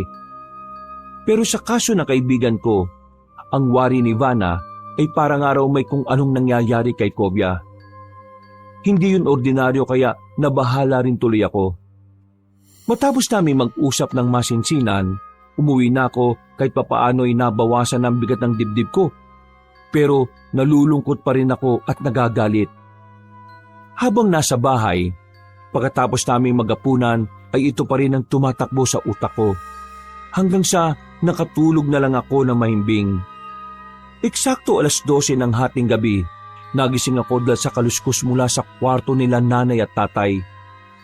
Bumangon ako at saka lang napansin na wala sa tabi ko si Rafa. Bumangon ako nang pupungas-pungas pa ang mga mata. Dediretso nga sana ako sa banyo pero naisip ko munang sumilip sa kwarto nila nanay at tatay. Pero habang papalapit ako roon ay may biglang humatak sa akin. Napunta kami sa pinakasulok malapit sa banyo at nagsumiksik doon. Nang makita ko kung sino ang humatak ay kagad akong pumiglas. Bakit mo ko inatak, Rafa? Ano bang meron? Tinakpan na niya ang bibig ko. Kasunod nito ay bumulong siya sa akin na huwag maingay. Wala man akong maintindihan sa nangyayari ay naramdaman ko ang takot ng nakababata kong kapatid. Nanginginig kasi siya at tila naiiyak habang bumubulong. Nang sinubukan ko siyang kausapin, nakarinig na nga kami ng ingay sa bandang kwarto nila nanay at tatay. Mas lalong nahintakutan si Rafa. Humawak siya sa braso ko ng maigpit at hinila niya ako para magsumiksik doon. Ano bang kinatatakot mo, Rafa? Eksaktong pagkatanong ko noon, nakarinig na kami ng mga yabag. Hanggang sa maaninag na namin sila nanay at tatay. Namumula ang mga mata nila. Naglalaway at parang may mga nangingitim na ugat sa kanilang leeg at sa bandang noo. Nagtaka ko at lalapit na sana ako dahil na rin sa kakaibang asta nila nanay at tatay, pero maigpit ang pagkakahawak sa akin ni Rafa na takot pa rin. Rafa, ano ba nangyayari kay nanay at tatay? Ha? Anong sinasabi mo? Teka, aswang? Dahil napalakas ang boses ko, napalingon tuloy ang mga magulang ko sa amin. Doon namin mas nakita ang nakakatakot nilang itsura. Para silang mga asong ulol na gutom at handang manakmal. Doon na ako ginapangan ng takot nang sabihin nga ni Rafa sa akin na aswang ang mga magulang namin. Hindi talaga ako makapaniwala, pero nang makita ko sila, ay naihalin tulad ko nga sa nanalakay sa amin nung nakaraan. Ngumiti sila pagkakita sa amin. Sabay sabing patikim ng sariwang dugo at karni namin. Dahil dito'y hinatak ako ni Rafa palayo sa kanila. Sumunod naman ako habang nililingon-lingon sila nanay at tatay. Mula sa pinto ng likod ng bahay, nakalabas kami at umikot hanggang sa lumang gate. Nakalaki ito at naiwan sa loob ng bahay ang susi. Kaya nataranta kami pareho ng kapatid ko. Napasulyap ulit ako sa likuran at nang makita ko na ang mga magulang namin at tila hayok na hayok kaming matikman, gumawa na kagad ako ng paraan. Rafa, tumutong ka sa akin, bilisan mo! Tumulong ka sa bakod! Talo na! Pinagdikit ko ang mga kamay ko at saka iniharap nga kay Rafa. Sumampa siya rito at kumapit sa bakod saka muling tumapak sa balikat ko bago tumalon palabas. Ako naman, habang papalapit ang mga magulang naming naglalaway, tumalon ako sa bakod at saka rin sumampa. Nang aangat na, ay nahawakan ni nanay ang pako. Wala akong napagpilian kundi ang sipain siya sa muka. Sorry, Nay! Sorry! Tumalon na rin ako at sabay kaming huminto ng kapatid ko. Pinagmasdan namin sila na naglalaway pa rin habang nakangiti. Ano ba nangyayari kina nanay at tatay? Paano sila naging mga aswang? Hindi na nakasagot si Rafa sa mga tanong. Nagulat na lang kami kasi tumalon na sila nanay at tatay sa bakod nang walang kahirap-hirap. Kumaripas na tuloy kagad kami nang wala sa oras. Hindi na rin namin alam kung saan pupunta, kaya nagsisisigaw na lang kami pareho hanggang sa maabutan na nga kami. Nadapa pa ang kapatid kong nahuhuli at nang dadambay na siya ng mga magulang naming wala sa sarili, ay dumating ulit si Mang Yapo kasama ang iba pang mga kalalakihan. Hinagisan lang nila ng asin si nanay at tatay. Hindi naman sila nasaktan pero iwas na iwas sila sa asin. Bilisan nyo rito! Parpa! Rafa! Tumakbo kayo rito malapit! Hindi yan sila basta-basta makakalapit dahil may orasyon at bendisyon ng asin na yan! Opo, sige po! Inakay ko kagad ang nakababata kong kapatid na kitang-kita ang takot. Umiyak na nga siya dahil sa mga nangyayari. Ako naman ay pinipilit lang kalmahan ng lahat. Pero nanginginig pa rin ang katawan ko sa tindi ng takot. Maya-maya pa ay nahuli na nga ang mga magulang namin. Nilambat sila at tinali. Siniguro nga ni Mang Yapo at ng iba pa na hindi talaga sila makakatakas. Mahalaga pa ba kung ano sila ngayon? Isipin mo, ang mas importante ay yung nakakalakad na sila at magiging mas masaya na sila ngayon. Ibalik mo sila sa dati. Tinulungan ko na nga ang pamilya mo, nagagalit ka pa? Walang hiya ka. Ano ba nangyayari rito? Sino yang... Teka, halimaw? Pagkatapos na may mangyari sa atin ng ilang ulit kanina, tatawagin mo lang akong halimaw? Anong sinasabi ng halimaw na yan? Siya si Juliana, pre. Aswang siya. At pinagtangkaan niya kami. Hindi ko alam kung anong ginawa niya sa'yo. Pero sigurado na ako ngayon na ang gagawin niya sana sa'yo kanina yung ginawa niya kay Isko. Ha? Nananaginip lang ba ako? Magaling ka rin palang magtagni-tagni ng mga pangyayari. Tama ka. Ginamitan ko ng hipnotismo si Isko bago ko siya pinatay. At gagawin ko na nga rin sana yun kay Kovia. Pero naunahan niyo ako. Ayos lang naman. Dahil dyan, mas lalo lang kitang natitipuan, Parpar. Bukod pala sa hindi tumatalab sa iyo ang panghihipnotismo ko, mahusay ka rin talaga sa pagtatahi ng mga pangyayari. Bagay kayo maging pulis, pero mas bagay kang maging asawa ko. Tumigil ka! Hindi na namin papayagan na mangyari ang gusto mo. Tama na to, Juliana. Ako? Patitigilin nyo? Tingnan natin kung kaya nyo. Kung di ka rin naman mapupunta sa akin, Parpar, gagawin na lang din kitang isa sa mga sangkap ko sa papaitan. Sa tingin mo, papayagan ka namin mangyari yon. Tama ng satsat mong aswang ka. Etong sa'yo, saluhin mo to. Dali-dali ngang nagsaboy si Mang Yapo ng asin na may bendisyon at orasyon. Bagyang natama ng aswang pero nakatras ito at umangil na parang mabangis na hayop. Maya-maya pa ay ikinampay niya ang mga pakpak na ubod ng lakas. Sa tindi nga ng lakas ay nagtalsikan kaming lahat. Nabuwal din ang bintana at kaliwang bahagi ng kahoy na dingding. Tumalsik kami sa bandang kambingan. At dahil wala kahit na anong saplot si Kovia, kaya pagtayo ay hinubad ko kagad ang sando ko at ibinigay sa kanya bilang panapis sa pang-ibaba. Paglingon namin kay Juliana, bumalik na siya sa anyo na isang magandang dalaga. Pero nagbabago-bago na mga mata niya. Dito ko tuloy na alala ang nabasa ko sa libro ni Lolo Tokne. Isa kang guwapang! Aba, bihira ang nakakaalam sa mga sinaunang aswang, lalo na sa mga kaedad mo. Tama, isa nga akong guwapang. Pero sa nabasa ko sa lumang notebook, walang kakayahan ng guwapang na mag-anyong ibon. Hindi ako ordinaryong guwapang lang. Isa akong maharlika. At dahil sa nalaman mo yon, mas lalo lang talagang lumalalim ang pagtingin ko sa'yo. Ikaw ang napili kong mapangasawa. Hindi ako papayag! Sa ayaw at sa gusto mo, ikaw na ang napili ko. Kaya hindi kita papatayin. At bago umalis sa baryong ito, ay isasama kita. Ah!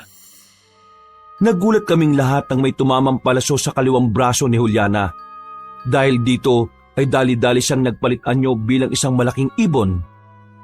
Lumipad siya pero natigilan din dahil ang palaso pala na tumama sa kanya ay may matibay na pisi. Pinagtulungan itong hatakin ni ng Mang Yapo, kasama ang iba pang kalalakihan. Nakipagtagisan sila ng lakas sa aswang, pero matatag ang guwapang. Nagkampay lang to ng malakas kaya tila natangay ang lahat ng mga humihila sa kanya. Parpar, Kovia, anong tinutunga-tunga nga nyo dyan? Tumulo kayo, bilis! Sige po, paring Kovia, tara na! Bilisan nyo na at baka makakawala pang aswang! Opo! Tumulong nga kami sa paghila sa pisi at maya-maya lang ay may isa pang kalalakihang tumira ng palaso. Tumama naman ito sa kabilang braso ni Juliana. Napahiyaw ang aswang at lalong nagkakawag-kawag para makakawala sa amin. Lumipat ako sa kabila para maging balanse ang paggigit namin. Pagkatapos ay nakita kong bumitaw na si Mang Yapo. Meron siyang hinigit sa kanyang bag na isang uri ng langis. Mga kasama, hawakan nyo lang ang walang yak aswang na yan habang inihahanda ko tong panununaw na pangsaboy sa aswang. Mang Yapo, bilisan niyo na po. Malakas si Juliana at baka makalis na siya. Kaunting tiis na lang at matatapos na ito, Parpar. Matagal ba yan? Hindi na po namin kaya rito. Dumudugo na kami ng iba kong kasama. Kaunting-kaunting na lang ito. Eto na! Sa palagay niyo ba, papayagan kong basta-basta ako mapuksa? Alalahanin niyo na isa akong maharlikang guwapang. At kung di kayo nagtataka, hindi lang naman ang nanay at tatay mo parang pinakain ko ng papaitan. Karamihan sa mga taga-baryo nakatikim nito. Kahit kayo ni Kovia. Anong ibig mo sabihin? Lahat kayo ay kaya kong mapasa ilalim sa kapangyarihan ko. Pagkasabi niya noon, ay bigla siyang umungol na malakas. Sa tindi ng pinakawalan niyang tinig ay napahinto kaming lahat. Ramdam na ramdam ko matinding panghihina at pangingilabot ng aking katawan. Maya-maya pa ay parang may kung anong nagsumiksik sa isipan ko. Parang may malit na tinig na gustong pumasok pero hindi naman ito nagawa. Yun nga lang ay sumakit ang ulo ko ng sobra.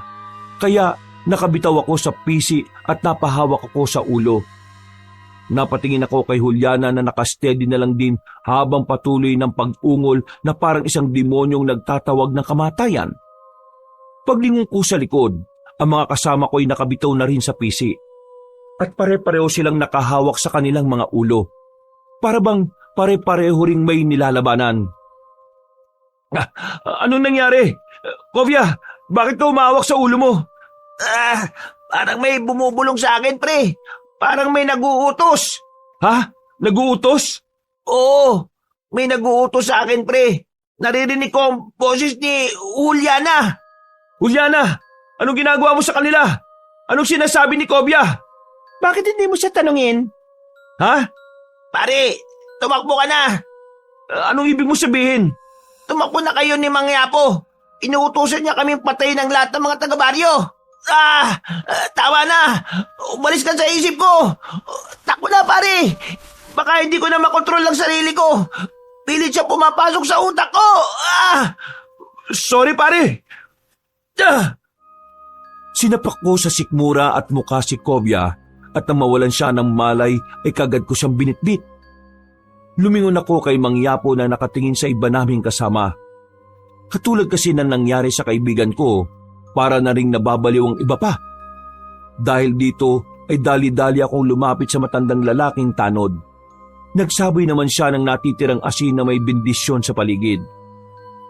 Kaya ang mga kalalakihang tila na bahira na kapangyarihan ni Juliana ay hindi na rin makalapit. Tumakbo na kami palayo dahil alam naming gagawa ng paraan ng mga yon para mahuli pa rin kami. Sige, tumakbo kayo at tingnan natin kung hanggang saan kayo makakatakas.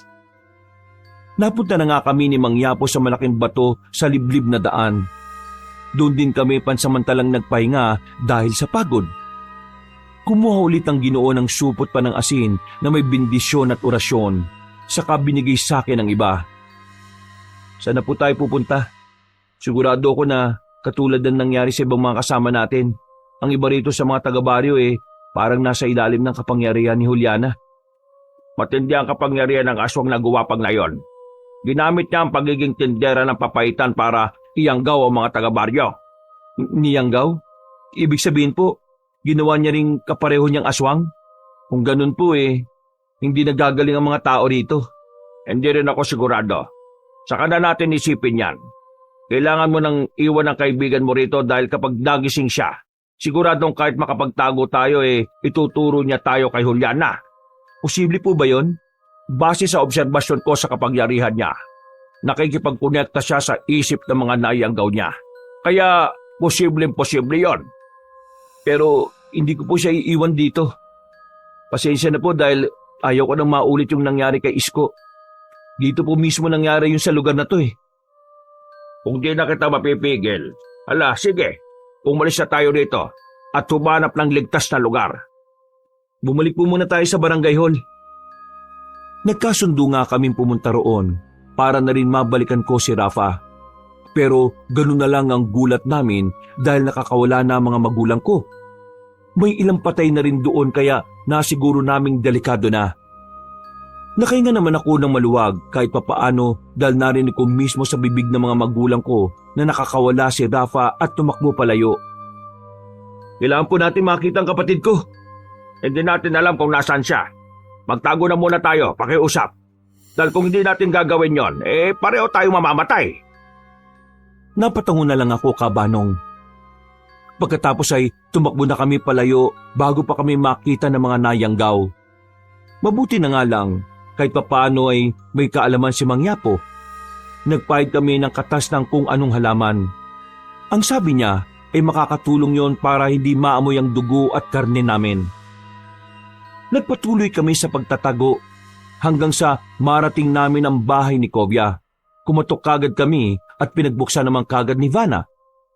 Pinaliwanag ko kagad ang nangyayari pati sa buong baryo kaya naalarma siya. Isinalaysay ko rin kung paano nga hinipnotismo ng walang niyang guwapang ang kaibigan ko. Ganon din pala kasi ang ginawa niya kay Isko bago ito patayin. Naintindihan nga ni Van ang lahat kaya napaiyak siya. At habang nagkukwentuhan kami, naghahanda naman si Mang Yapo at nagmamatsyag sa labas kung may mga paparating na nayanggaw ni Juliana. Maya-maya pa ay nagising na nga si Kobya. Nakita kong may mga nangingitim na rin siyang ugat sa liig at magkabilang sentido. Inihanda nga kagad ni Mang Yapo ang panaboy pero nagulat kami sa ginawa ni Vana. Isinot niya lang ang porselas na kalmendigara sa kanang kamay ni Kobya at tila nahimasmasan na ito. Salamat sa ginawa mo, mahal. Pasensya kung nagkasala ako sa iyo. Hindi ko namamalayan yun. Nagyakapan sila bilang pagpapatawad sa isa't isa. Hanggang sa mantala lang yon matapos naming makarinig ng sigaw sa labas na humihingi ng saklolo. Boses ni Rafa yun. Kailangan ko pong lumabas doon, Mang Yapo. Sige pre, sasamahan kita. Sige, mag-iingat kayo at bilisan nyo.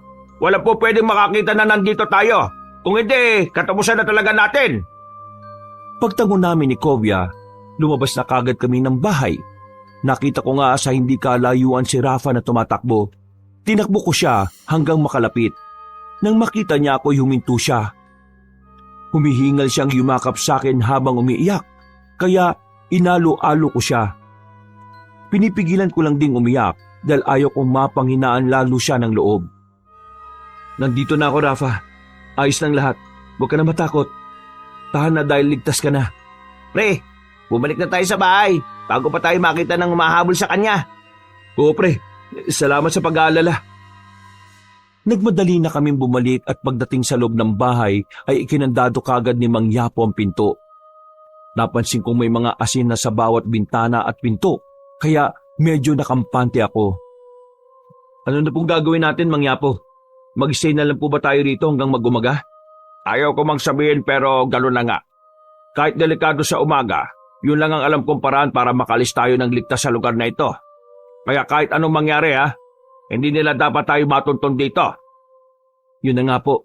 Salamat na lang din doon sa langis kanina na pinahid mo sa bawat isa para hindi tayo maamoy ng mga walangyang aswang.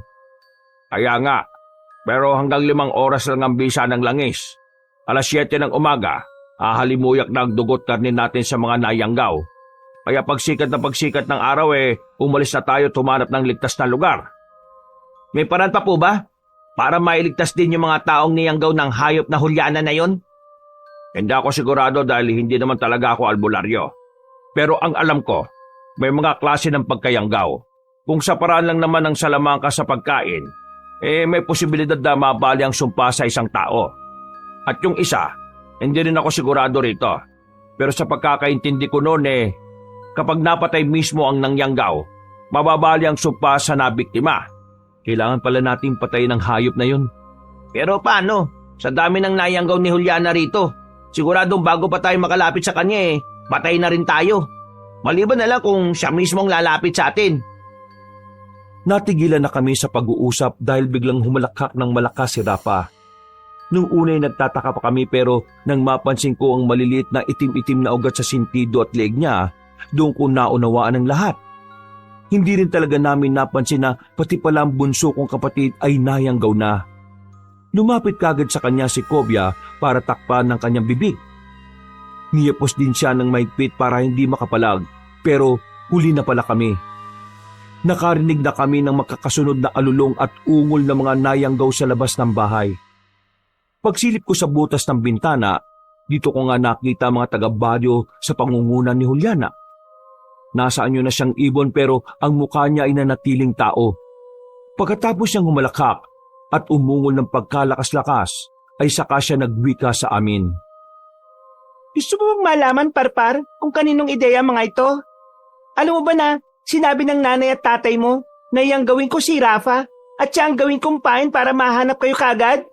Matindi rin talaga pagmamahal mo sa kapatid mo no? Kaya mas lalo lang akong nahuhulog sa'yo. Kaya gagawin talaga kitang asawa. Total, hindi rin naman hadlang ang mga magulang mo Naloko na. Ano nang gagawin natin ngayon, Mang Yapo? Bana, magtago muna kayo sa kwarto ng anak mo. Doon ang pinakaligtas na parte nitong bahay ninyo. dahil doon ko nilagay ang lahat ng pangontra na natitira. Kayo naman, Rap at Kobya. Sumunod rin kayo kay Vanna. Iwan nyo na sa akin si Rafa. Anong gagawin nyo? Kailangan may maiwan dito bago sumikat ang araw. Ang mga bagong yanggaw, hindi sila sanay sa araw. Siguradong magtatago mga yang kapag sumikat na ang araw.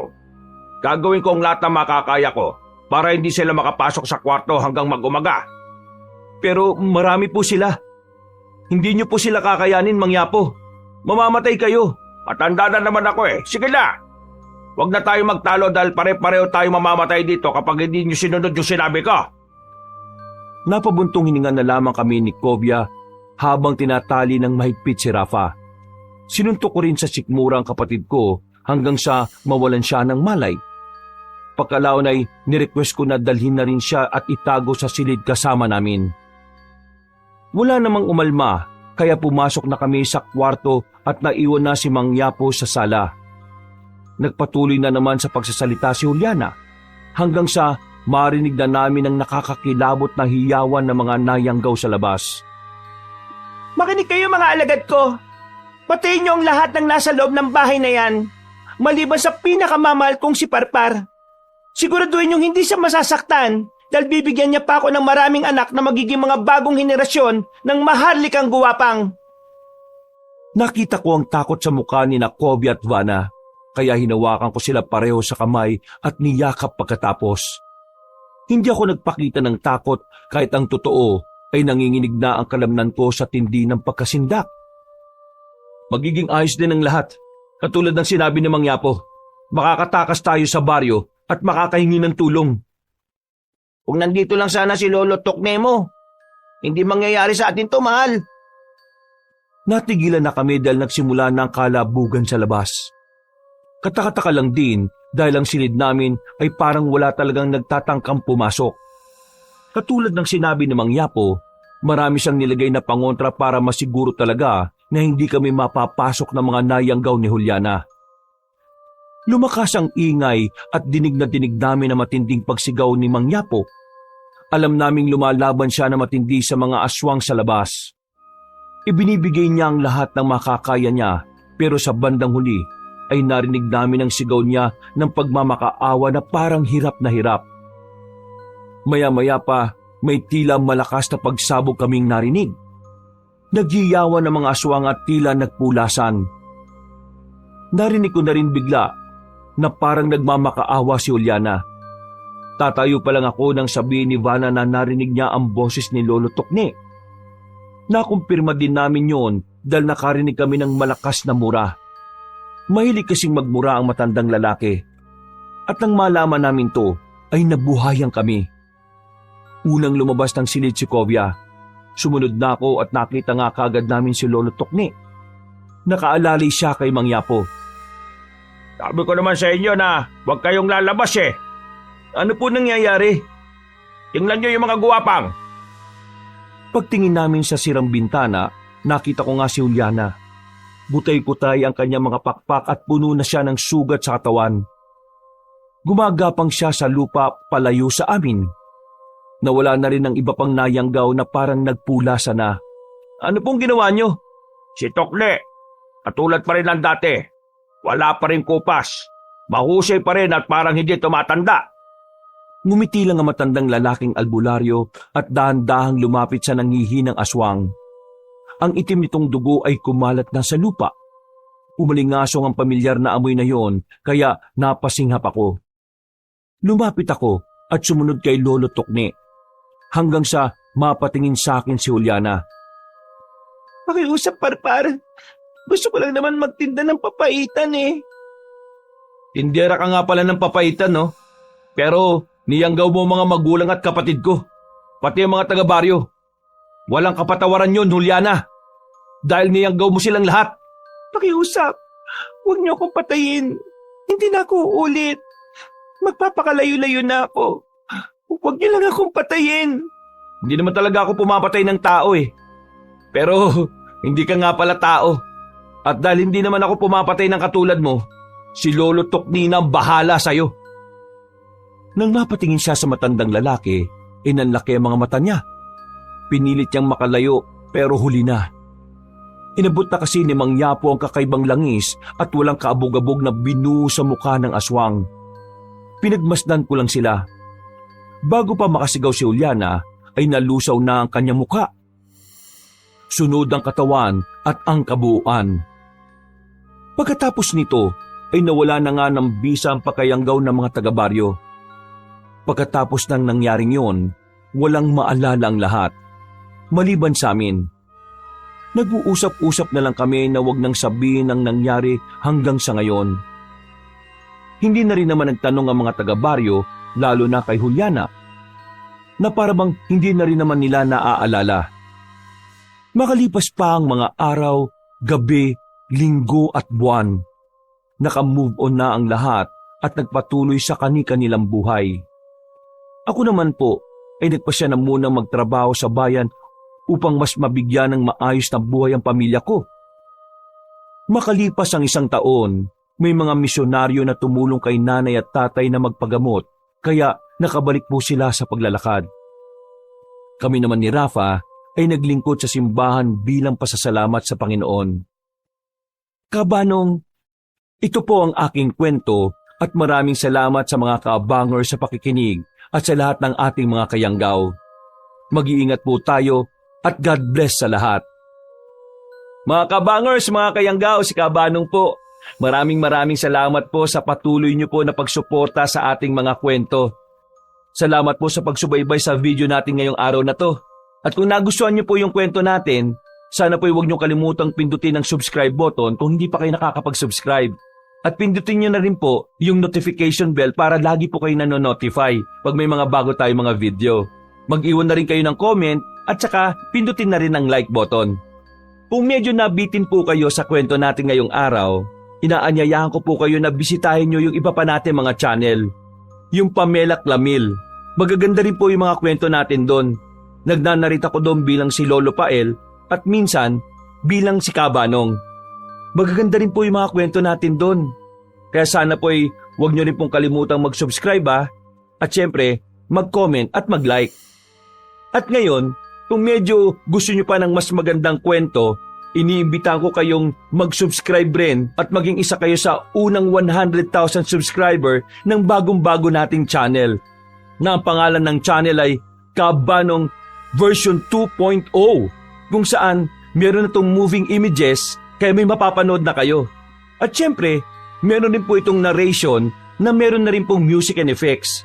Kaya pwedeng nanonood kayo habang pinakikinggan yon, o pwedeng nakikinig lang kayo, o pwedeng pareho niya rin pong gawin. O di ba mas maganda? Kaya sana po bisitahin niyo po yun At para hindi po kayo mahirapang maghanap ng mga channel na yon, ilalagay po natin sa description o sa pin comment yung link ng mga channel. Hanggang sa susunod na mga kwento, wakas!